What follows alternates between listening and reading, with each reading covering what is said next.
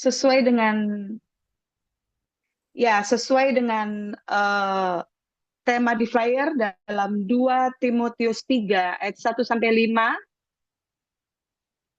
Boleh host atau co-host bisa tolong tampilkan Alkitab.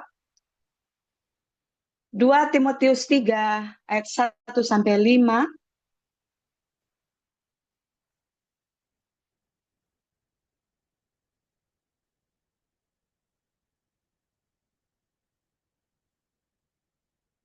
Ya, kita tunggu supaya kita bisa baca sama-sama.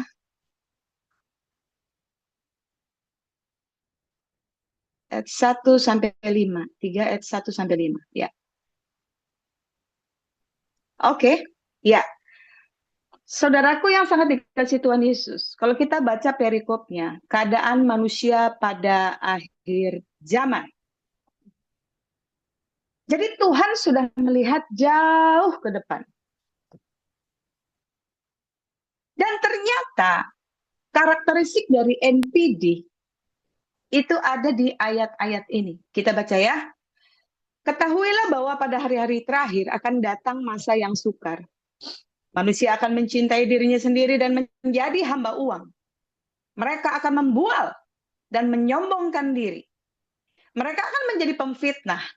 Mereka akan berontak terhadap orang tua dan tidak tahu berterima kasih, tidak memperdulikan agama, tidak tahu mengasihi, tidak mau berdamai, suka menjelekkan orang lain, tidak dapat mengekang diri, garang, tidak suka yang baik, suka mengkhianat, tidak berpikir panjang, belagak tahu, lebih menuruti hawa nafsu daripada menuruti Allah.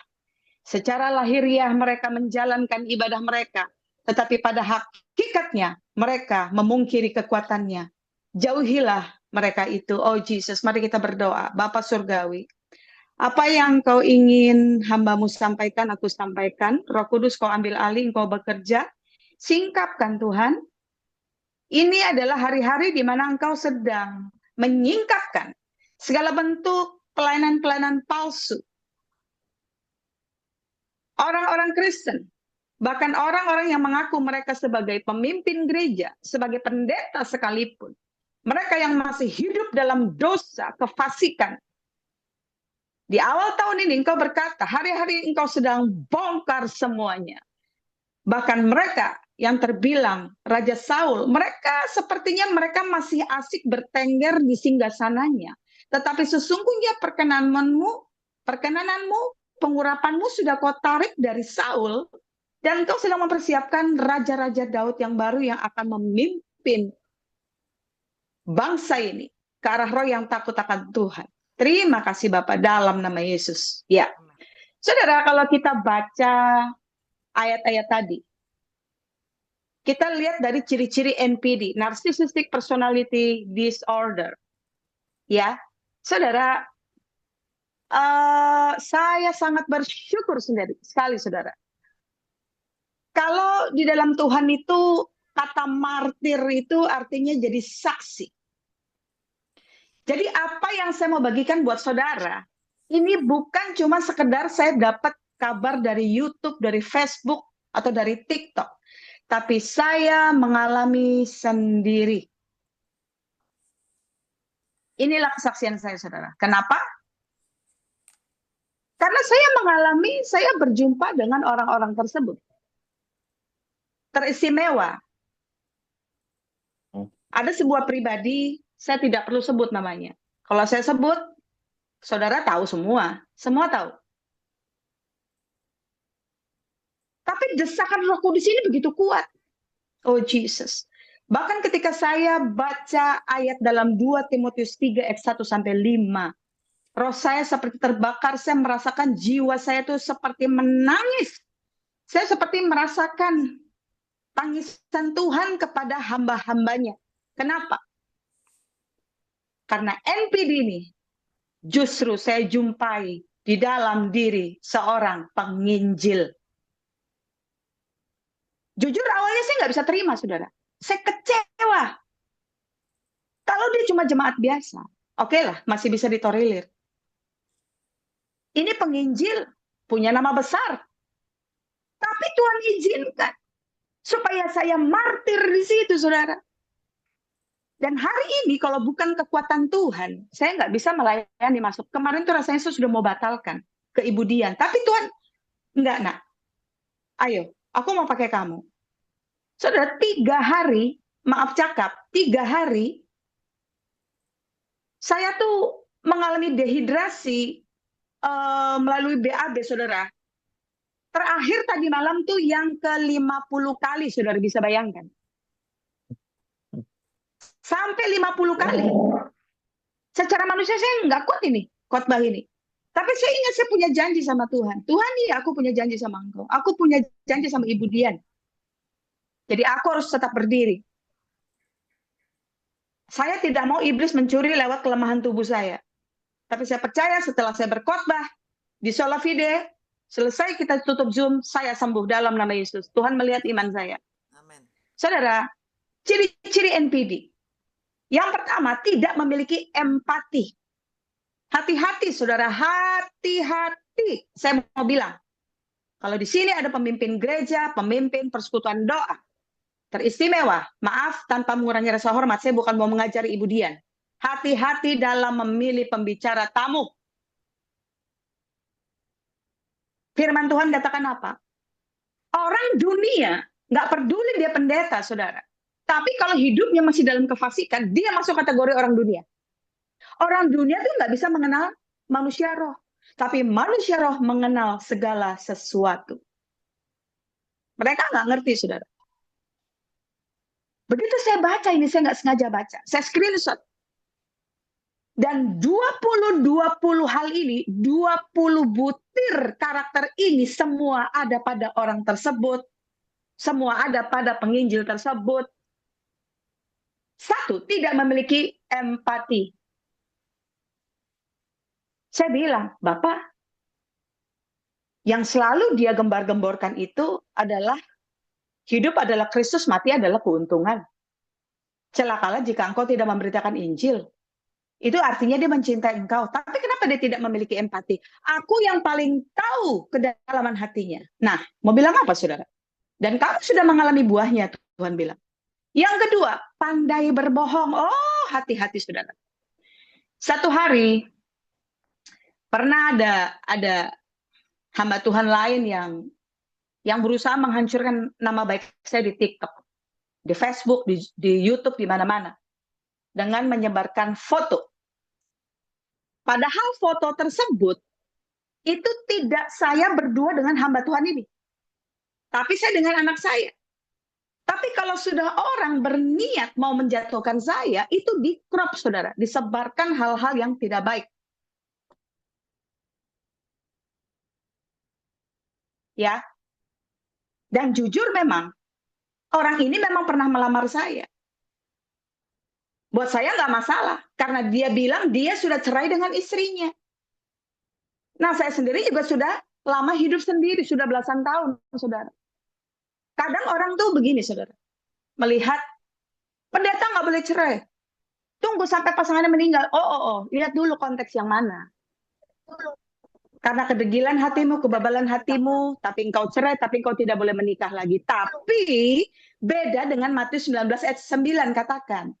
Kecuali karena jinah. Perkataan Tuhan Yesus, jinahnya ini dalam pengertian pornea. Perjinahan yang menahun belasan tahun tidak mau ada perubahan. Saya nggak sembarangan, saudara. Saya merapat dengan pendeta Rubin Adi, dengan teman baik kita, pendeta Isra Soru. Yang diizinkan menikah kembali itu si korban. Tapi orang pelaku pornea yang berjinah terhadap pasangannya, dia berjinah di luar, saudara. Kalau terjadi perpisahan, dia menikah lagi, maka dia mau kea, makanya dia berjinah. Seperti itu. Ya. Nah, saudara, kita kembali lagi. Pandai berbohong. Jadi ketika fitnah itu datang lewat foto di sosmed, ya saya tegur juga orang ini, ya. Inisial RY, lah saudara sudah tahu semua ya. Lalu Tuhan suruh gini, kamu klarifikasi. Ada bagianku membela kamu, tadi ada bagian juga kamu bertindak iman. Lalu saya klarifikasi dengan lembut, jangan ya, Jangan, orang yang menabur angin akan menuai puting beliung, saya bilang. Wah, si kawan ini nggak suka, dia naik.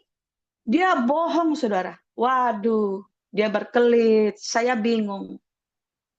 Kok dibalik-balik ya, berbohong. Lalu yang ketiga, manipulatif. Banyak hal manipulatif. Yang keempat, ini yang sangat sangat dominan kalau saya lihat, superior. Karena yang selalu saya dengar dari mulutnya itu adalah, di Indonesia nggak ada pendeta kayak saya. Pendeta semua di Indonesia tuh nggak suka sama saya karena mereka tidak berani berdebat sama saya. Oh, rabashikirataka rabasa. Yang kelima, cinta kepada dirinya sendiri secara berlebihan. Seringkali kalau kami pelayanan sama-sama, saudara ya, ya, seringkali dia tuh memang mencintai diri itu secara berlebihan. Dia agung-agungkan dirinya. Waduh, memang pernah ada yang bilang sama saya, kamu akan jadi orang terkenal. Saya memang jadi orang terkenal. Dia ceritakan kehebatan dia, bla bla bla. Tuhan, sedikit sekali aku dengar cerita tentang engkau. Kenapa tentang dirinya sendiri? Yang keenam, haus pujian dan sanjungan. Orang ini sukanya dipuji dan disanjung, saudara. Ya, dan itu nanti berkaitan dengan tidak tahan dikritik. Jadi kalau ada orang yang mengkritik dia, padahal memang dia tuh tidak sesuai dengan firman, waduh, udahlah saudara, ya, validasi. Kita tahulah validasi, sifat validasi ya, semua tahu ya. Lalu playing victim, ini ciri khas orang yang padahal dia bersalah, tapi dia balikan dengan kemahiran dia bicara, dia balikan seolah-olah kita yang bersalah, saudara. Kita jadi ragu. Oh, aku yang salah ya. Begitu, saudara. Nah, gaslighting. Waduh. Ini juga berbahaya, saudara. Ya, ini satu bentuk manipulatif yang sangat berbahaya dengan mengorbankan orang lain. 10, anti dikritik. Oh, jangan coba-coba dikritik, saudara. Jangan coba-coba dikritik. 11, sombong. Hati-hati. Kalau ada tipe-tipe orang seperti ini, dan Alkitab memang sudah berkata, berabad-abad silam, ini tanda-tanda akhir zaman, sifat manusia pada akhir zaman. Seharusnya anak-anak Tuhan sudah tidak boleh punya sifat ini. Tapi ini justru ada di dalam diri orang yang mengaku sebagai penginjil. Yang mengaku sebagai seorang hamba Tuhan. 11, sombong. Waduh, udahlah saudara. Saya paling kenyang merasakan buah kesombongan itu, saudara. Ya. 12, selalu merendahkan orang lain. Saudara lihat gayanya itu bagaimana. Kalau orang berkhotbah yang sehat itu, khotbah, doa, firman, nubuatan itu harus selalu membangun tubuh Kristus, bukan merendahkan orang lain. 13, memiliki rasa iri yang berlebihan. Nah, ini pun ada, saudara. Memiliki rasa iri yang berlebihan. 14, tidak pernah merasa salah dan bersalah. Pernah satu hari saya kasih advice, saya kasih input ya. Sehubung dengan foto-foto yang dia upload di sosmed itu kok berseberangan dengan tema khotbah dia gitu. Itu ya maaf cakap wanita-wanita setengah bugil gitu, saudara. Saya bilang, jangan begitu. Ini hormati Tuhan, hormati dirimu sendiri. Jangan jatuhkan martabat. Enggak, dia bahas soal ideologi gini-gini. Mana ada kaitannya? Ya, hal-hal yang tidak pernah dia mengakui. Salah itu dia tidak pernah dia mengakui, saudara. Kadang saya kasih masukan juga, janganlah kok cakap-cakap kotor, cakap-cakap porno, kadang rayu-rayu perempuan di sosmed. Bahkan saya dapat laporan dari teman-teman baik saya, mereka pun dilamar, saudara. Dirayu-rayu, saudara. Dibilang cinta segala macam. Waduh, ini orang dalam hati. Salah. Nggak pernah, karena dia memang nggak punya empati, saudara. Jadi saya berpikir, orang seperti ini katanya cinta Tuhan. Tapi sesungguhnya dia sedang mengasihi diri dia berlebihan. Ya, nanti ujung-ujungnya kita akan bahas. Dan itu seturut dengan firman. 15. Kerap mengontrol. Seringkali mengontrol, saudara. Seringkali mengontrol. 16. Kekanak-kanakan. Wah, ini udah jangan ditanya deh. Ya. 17. Selalu lari dari tanggung jawab. Banyak hal, ya memang lari dari tanggung jawab, saudara. Kalau toh pernah jadi saluran berkat ya. Jadi karena saya pernah adakan klarifikasi di YouTube, jadi dia lari dari tanggung jawabnya begini. Dia ungkit lagi tuh saudara, apa yang pernah dikasih ke saya, padahal saya nggak pernah minta. Nah saya berapa tahun lalu saya berangkat ke Amerika dengan si bungsu, ada undangan pelayanan. Tapi ternyata satu dan lain hal terjadi, saudara, hoax, fitnah. Dan ini saya jadi pertanyaan saya nggak ngerti. Seharusnya orang Kristen, anak-anak Tuhan, apalagi klasifikasinya sudah gembala, sudah pendeta, seharusnya mereka lebih peka dengar suara Roh Kudus, bukan suara roh adu domba. Ini tiba-tiba datang penginjil lain dari Indonesia, masuk Amerika. Dia sebar berita tentang saya yang enggak-enggak. Padahal dia nggak tahu persis tentang keluarga saya itu bagaimana. Dia nggak tahu menau. Tiba-tiba dia sebar begini. Akhirnya beberapa gereja di Amerika jadi antipati. Fitnah-fitnah yang saya terima, dibilang saya nikah siri. Waduh, saudara. Jadi, ini yang Tuhan mau saya sampaikan. Supaya jangan ada lagi korban yang berjatuhan. Tapi satu hal yang saya terima dari Tuhan, saya mau bagikan sama saudara. We are not a victim, but we are a victor. Kita bukan korban, tapi kita adalah pemenang. Ingat itu, saudara. Kalau saudara mengalami orang-orang seperti ini, bahkan ada banyak pertanyaan masuk. Jadi saya tentang NPD itu saya ada berapa masukan di YouTube, di TikTok gitu ya. Ya. Pendeta, ini suami saya ini NPD gini. Udah tanya gembala mula. Nanti malas ya bahas-bahas, nanti ada lagi dari kemah lain masuk. Wah, saudara itu begini. Aduh, udahlah pusing lah itu. Itu sama gembalamu aja lah, saya bilang begitu ya. Nah, 18. Senang memanfaatkan orang lain demi kepentingan dirinya sendiri. Wah, ini jangan ditanya, saudara. Jangan ditanya. Kadang saya pernah begini, saudara. Pernah begini. Misalkan ada satu channel ya, satu channel YouTube ya. Saudara percaya nggak? Ini saya saksi mata loh. Saya saksi mata dan ini beredar juga. Teman-teman saya juga saksi mata dan bilang kami ngobrol sama-sama. Jadi misalkan ya ada satu YouTuber. Supaya arena dia rame, banyak viewer, ya kan? Nah, dia bikin YouTube lain. Nah, YouTube-nya itu yang mengendalikan itu anak-anak buahnya. Wah, mencerca dia, mencaci maki begini. Oh, orang kan jadi bersimpati itu. Masuk donasi, kan begitu, saudara. Padahal itu link mereka, saudara. Oh, Jesus. Saya merasa saya harus bongkar ini, saudara. Ya, hati-hati. Lalu 19, arogan. Itu mirip-mirip dengan sombong, dengan superior, arogan. Yang ke-20, emosional. Jangan ditanya kalau sudah soal emosional, saudara. Saya orangnya sabar. Tapi pernah sekali waktu, saya marah benar. Sampai terakhir dia diam. Saya bilang, kamu pikir kamu siapa? Kamu mau coba-coba mengendalikan saya?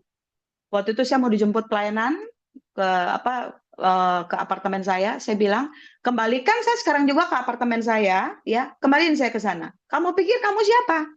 Mau kasar sama saya? Siapa kamu? Kebesaran Tuhanku jauh melampaui dari kebesaran namamu sebagai hamba Tuhan. Yang dikenal banyak orang, saya bilang. Saya nggak peduli. Saya tidak pernah silo dengan hamba Tuhan terkenal. Enggak. Setiap kita punya prestasi sendiri dalam Tuhan. Setiap kita bisa dipakai Tuhan dahsyat. Asal kita mau apa enggak, saudara? Seperti itu. Nah, saudara, saya mau bilang begini. Ujung-ujungnya, semua ini kalau kita lihat nih, bentuk-bentuk kejahatan tuh. Betul ya? Nah, Alkitab katakan akarnya cuma satu. 2 Timotius 6 ayat yang ke-10. Cuma satu akarnya, saudara.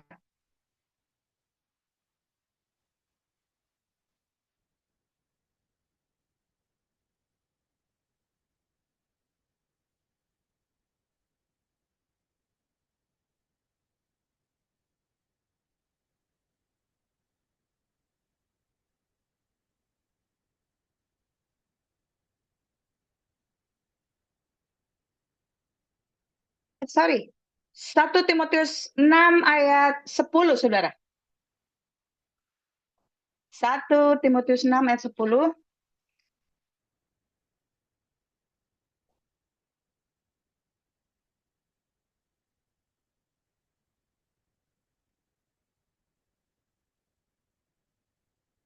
Nah, ini akarnya. Karena akar segala kejahatan ialah cinta uang. Sebab oleh memburu uanglah beberapa orang telah menyimpang dari iman dan menyiksa dirinya dengan berbagai-bagai duka.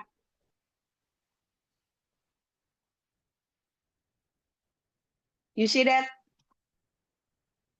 Makanya kenapa Tuhan gembar-gemborkan dalam kitab Ulangan pasal 6.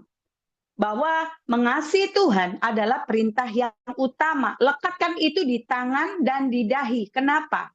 Berabad-abad silam Tuhan gembar-gemborkan. Karena antikris juga pakai simbol yang sama di dahi dan di tangan. Segala sesuatu yang kita kerjakan, Kolose 3 ayat 23, kerjakan seperti untuk Tuhan. Segala sesuatu yang kita pikirkan, kita renungkan, semuanya sentral fokus kita hanya kepada Kristus. Kristus adalah kepala, kita adalah tubuh. Kerjakan itu, saudara. Saya berapa menit lagi ya? Kayaknya udah habis deh, Budian. 5 menit lagi, Bu. Oke, 5 menit lagi. Iya. Jadi, saya akan tutup begini. Saya tuh merasakan dalam roh tuh kuat sekali. Sampai beberapa bulan lalu, saya kan Pastor Stephen Agustinus itu adalah salah satu mentor saya, salah satu bapak rohani saya. Itu melalui nubuatan itu, memang hari-hari ini Tuhan tuh sedang mengekspos segala bentuk kefasikan di gerejanya. Supaya tidak banyak penyesatan, saudara. Kenapa? Hati-hati. Saya sempat sekolah apostolik profetik. Meskipun saya sekolah teologi, tapi saya tidak pernah merasa enough. Saya tidak pernah mau merasa cukup. Oh, udah pendeta cukup. Saya orangnya harus terus belajar. Harus terus belajar. Kalau saya dengar orang khotbah, saya posisi kalau gigi itu posisi netral. Posisi nol. I'm nothing. Saya dengar, duduk, diam, manis dengar. Hari-hari ini sedang disingkapkan, saudara. Jadi, kita tahu sekarang bahwa ciri-ciri manusia akhir zaman itu ada di mana-mana. Tapi enggak dong. Enggak dong. Masih mengikuti pendeta-pendeta bahkan yang sudah punya nama besar. Hati-hati, saudara. Hati-hati. Saya juga harus waspada. Saya juga harus hati-hati. Kita semua harus berjaga-jaga. Kita belajar seturut dengan firman tanpa menghakimi. Karena kalau kita menghakimi, ukuran yang kita pakai akan diukurkan kembali sama kita. Tapi ada yang namanya, kalau saya belajar, saudara, di sekolah profetik, ada yang namanya itu transfer spirit. Makanya saya bilang, pelayan mimbar, sebelum naik mimbar, itu gosip dulu. Pernah ada kejadian di sebuah gereja, saudara. Keyboardis sama worship leader, hari Minggu pelayanan, maaf cakap, malam minggunya mereka check-in dulu di hotel. Nah, pendeta yang khotbah hari itu pengurapan kenabian itu kenceng, disingkapin. Stop main musik, gitu. Loh, kenapa? Diam dulu, kamu jangan main musik. Well, diam dulu. Kalian sama Tuhan dulu. Digituin, saudara. pasang wajah seperti malaikat. Nah, modelnya ini NPD nih. Waktu akhir tahun lalu, modelnya begini, dia pasang wajah malaikat. Karena apa? Manipulasinya itu. Dia pasang wajah seolah-olah dia yang harus dikasihani. Bahkan dia bersaksi. Saya dikirimin videonya sama teman saya. Dia bersaksi, dia nangis-nangis, seolah dia yang harus dikasihani. Itu liciknya seorang NPD, saudara. Dia balik keadaan begitu. Kalau kita tahu siapa dia sebenarnya. Nah, jadi pentingnya kita peka dalam roh. Lalu WL dan keyboard di sini pasang wajah seperti malaikat. Kenapa? Kenapa di mimbar? Pokoknya kamu bertobat. Masih juga nggak ngaku, saudara. Masih juga pasang aksi, masih main musik. WL juga masih bahasa roh. Udah gemas ya, saudara. Ini hamba Tuhan ini. Tiba-tiba dia bilang, kenapa kalian nggak dengar? Sekali lagi terakhir, peringatan terakhir. Mereka masih pasang muka malaikat. Saudara tahu apa yang dikatakan hamba Tuhan itu di mimbar langsung, saudara?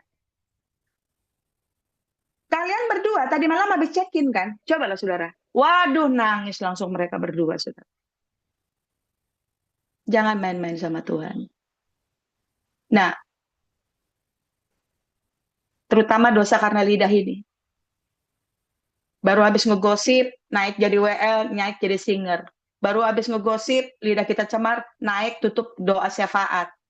Begitu juga pemimpin gereja, baru marah sama jemaat, sama pengerja, dicaci maki begini-begini, naik lepaskan doa berkat. Padahal mulutnya masih belum beres di hadapan Tuhan.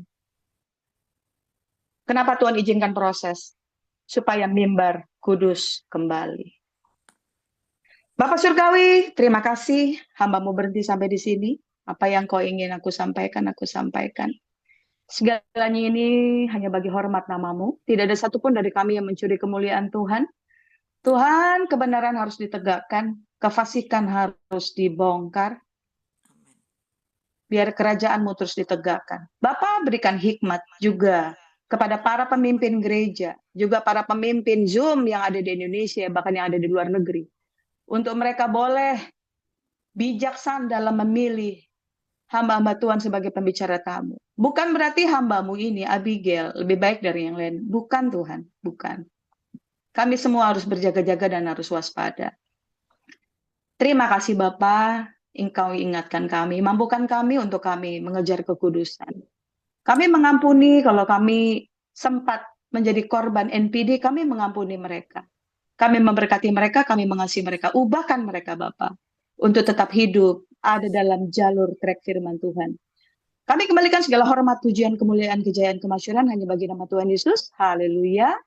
Mari kita anak-anak kesayangan Tuhan yang siap dipakai Tuhan lebih dahsyat lagi memperbesar kerajaan Allah di bumi seperti di sorga. Sama-sama katakan, amin. Amin. God bless you. God bless you too, Bu Abigail. Semangat. Amin. Luar biasa. Luar biasa. Puji nama Tuhan. Terima kasih Puji hambanya Ibu Pendeta Boleh tanya, Abigail. Bu? Iya, Pertanyaan ternyata. Silakan Ibu Christina. Salam, selamat pagi, selamat gongsi Facai ya, Tuhan berkati dengan show kuda. Jangan lihat show-nya tapi semangatnya kuda. Berkat-berkat. Bu Pendeta, itu waktu apa ya pembawa pujian penyembahan itu, kenapa hamba Tuhan itu dalam firman Tuhan kalau kamu menegur saudaramu seiman, itu harus 4 mata atau kalau tidak bisa dipanggilkan penatua-penatua yang lain itu dalam Alkitab. Tetapi hamba Tuhan ini pendeta ini kok terang-terangan di mimbar. Apakah itu tidak mempermalukan jemaat? Padahal firman Tuhan Yesus berkata, barang siapa percaya kepadaku dia tidak akan dipermalukan. Lah itu termasuk mempermalukan toh Bu? Mohon maaf, terima kasih. Oke. Pertanyaan yang baik sekali. Barang siapa percaya kepadaku, dia tidak akan kupermalukan, itu dalam konteks yang lain. Percaya, pengharapan kita, berharap mujizat, kesembuhan, dan lain-lain. Itu konteksnya. Nah, sementara memang benar dalam Alkitab katakan, jika saudaramu berbuat salah, tegur mereka 4 mata. Lalu bawa ke pemimpin, lalu kalau mereka nggak dengar juga, dibuka di hadapan sidang jemaat Tuhan. Jadi kalau sampai sudah ke fase ini, ternyata mereka sudah melewati 2 fase yang sebelumnya. Ya, jadi ada orang yang sudah menegur, mereka nggak mau dengar. Pemimpin gereja sudah tegur juga, mereka nggak mau dengar. Akhirnya ya dibuka di hadapan sidang jemaat Tuhan, itu Alkitabiah gitu. Tapi ada perkawinan roh itu benar apa tidak, Bu? Hamba-hamba Tuhan ada perkawinan roh. Yang saya tahu ya, seturut dengan Alkitab, perkawinan itu perkawinan suami istri di dunia dan perkawinan anak domba Allah. Kalau yang lain-lain nggak ada di Alkitab, saya nggak mau pusing, Bu. Gitu. Oke, kita ikuti aja apa yang udah Alkitab tulis ya. Makasih. Sama-sama. Gereja setan. Oke. Iya, simpel-simpel aja. Iya kan? Katanya ada yang udah menikah dengan siapa gitu. Tapi sebenarnya dalam roh Tuhan menikahkan lagi sama orang lain. Kayak mana gitu? Mana mungkin Tuhan ngadu domba? Loh, Tuhan melarang poligami sama poliandri kok. Ya kan? Mana mungkin Tuhan bilang ke agama ini, bilang, kamu begini ya. Ke agama ini, oh dia bukan Tuhan yang ngadu domba. Tuhan itu bukan manusia. Aturan hukumnya tetap satu. Oke, ada yang lain mau ditanya? Saya senang kalau ditanya. Kalau nggak ada yang nanya, saya bingung.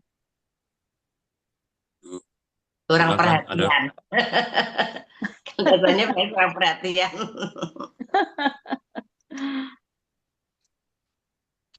Monggo. Ya, salam teman-teman. Halo, silakan Pak Binsar Aritonang. Ya, saya mau meninggalkan rumah ini, tidak buka dapur umum. Angkat pujian dulu satu ya, saya teman-teman ya. Sudah lama saya tidak bernyanyi. Dan pujian ini khususnya kepada hambanya Bu Abigail dan tentunya kepada kita semua. Tapi rema hari ini yang saya dapatkan, iman tanpa perbuatan adalah Mati. Ya, saya angkat pujian. Kendatiku lemah, tenaga kau beri, kau hapus aib dosaku, hidupku pun bersih. Aku datanglah Tuhan padamu dalam darahmu suci. Jadi ikut juga Dogi ini nyanyi. Ya, tadi saya mau sedikit, boleh ya? Saya sedikit, sebentar. Banyak juga video-video saya dalam hal berdiakonia dan bermarturia diambil oleh YouTuber dan TikTok. Dan itu tidak soal. Itulah nilainya saya memberkati mereka agar mereka dapat action. Ya, Bu Diana dan teman-temanku semua, saya live ya. Nantikan dapur umum berdiakonia dan bermarturia makan gratis teman-teman di Kota Karawang ini. Saya rasa demikian. Salam kasih setia. Saya lihat teman-teman ya. Pak Binsar, selamat melayani. Mau lihat teh godang Pak Binsar? Sama-sama. Binsar. Ya, ada yang mau bertanya? Bu Diana boleh nanya nggak? Iya, silakan. Boleh dong. Ibu Abigail, selamat pagi. Bersyukur bisa belajar. Elvi buka kameranya bisa?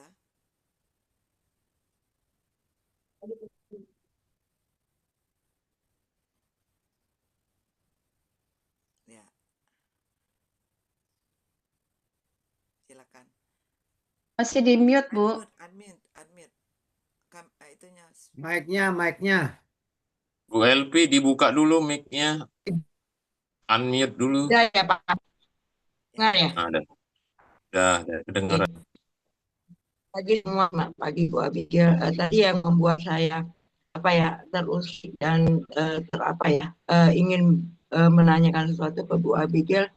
Gimana kan kita udah belajar firman Tuhan utama kenal ya sifat karakter dia Suaranya putus-putus. Suaranya putus-putus. kedengaran Bu. Kedengaran.